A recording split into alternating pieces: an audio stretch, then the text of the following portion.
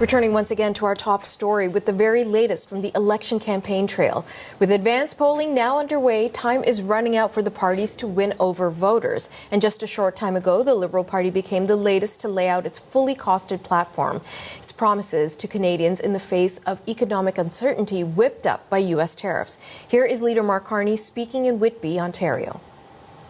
What we're doing is we're taking government spending, which has been growing too fast. It's been growing at 9%, the operating spending, and we're focusing in on that, reducing duplication, finding efficiencies on through the delivery of various programs, using technology, capping the federal public service, which has grown by 40% over the last 10 years. So a series of measures that are going to make government more effective, reduce the cost of that spending, reduce the rate of growth of that spending. And then the second thing that we're doing, very importantly, so that's spending less. And the second thing that we're doing is we're not spending that amount of money, we're investing that amount of money. So we're using very limited government resources to catalyze enormous private sector investment. And that's what drives this economy forward. That's what meets this moment. Carney said the platform is based on 4 core principles: unity, security, protection, and building.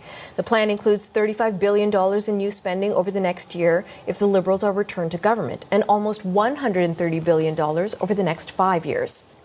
CBC's Aaron Weary was also listening in, and he joins us once again live from Ottawa. So, Aaron, you've been digging through the details on the platform. What stands out for you? So a few things. I mean, I think it's important, I guess, to understand this Liberal plan in the context of the premise that Mark Carney is starting from, which is that, Canada is facing a crisis in terms of its relationship with the United States, in terms of the economic attacks that America is leveling in on the sort of larger change that the world is facing. And so his response to that, and the way he views sort of government's role in this moment, is to to spend more, but also to sort of direct those funds at a few specific things, housing, infrastructure, and defense spending. There's a lot of, obviously, some big numbers here. The deficit will grow under this plan. But, Mark Carney's argument, I guess, is essentially twofold. One, that the crisis, the moment we're in, necessitates that level of spending.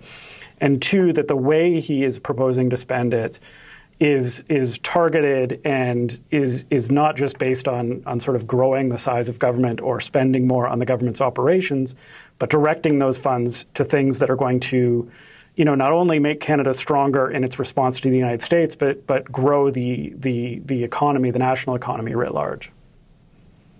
We know that Mark Carney also faced a number of questions at today's press conference about how he was justifying spending. How exactly is he responding to those criticisms? Yeah, the criticisms that are going to come here, and we'll hear from the Conservatives later, but the questions he was facing already today are about the size of the deficit, about the spending he's laying out, and about some of these efficiencies that he's hoping to gain out of the budget, out of the government, really.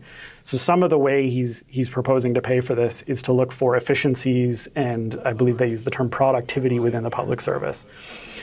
So that, would necessitate a spending review and to look at the internal operations of government. He's been fairly clear and categorical that transfers to individuals and transfers to provinces won't be touched.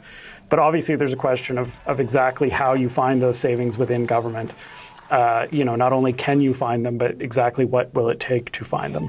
The other is about, of course, just the simple question of the deficit. And if the deficit's going to get bigger, can he justify that? I suspect that will be sort of the pointy edge of the Conservative attack later today, will be over just the numbers that are involved, and whether spending into a deficit or increasing the deficit at this time is the wise course of action.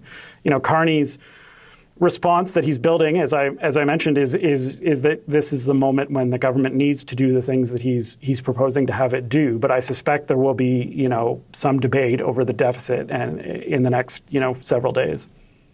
And let's talk a bit more about really a central issue, a central figure in this federal election in Canada, which is Donald Trump. He really is this looming figure. He is accused of being the reason we are in such economic turmoil, or that the economic turmoil in this country has been further amplified. What does Carney have to say about how he's going to manage a Trump presidency and the ongoing trade war? Yeah, I think there's a couple things that stand out.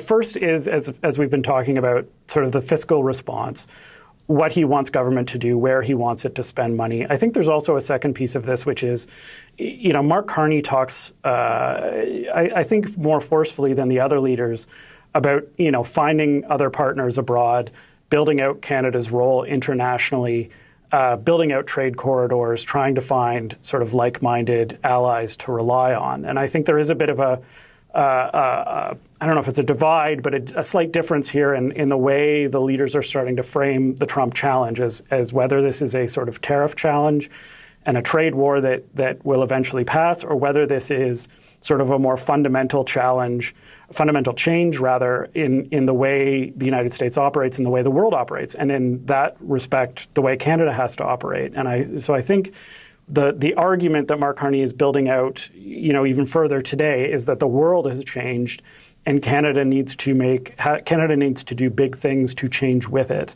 And I think that is the argument. If there's an argument that sort of could play out over the next 7 days, is sort of how the leaders frame sort of the moment Canada's in and what exactly the biggest challenge is that we're facing. Okay, CBC's Aaron Weary in Ottawa. Thank you, Aaron. Anytime.